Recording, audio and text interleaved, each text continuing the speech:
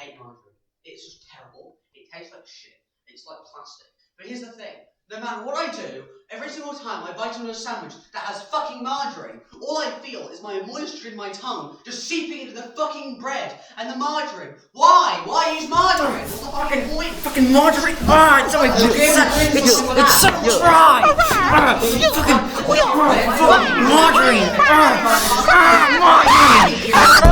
I fucking hate margarine! You know that I'm British, I respect the Queen! And that's the only woman that I like. Woman! I'm in Britain, I love to fly my kites. On my bread is always cheese. I love my beans and peas. There's margarine in my sock!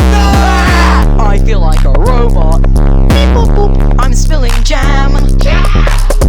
I feel like a toaster. Because I know a man named Sam. Indeed. 1 second, Amazon, plug it.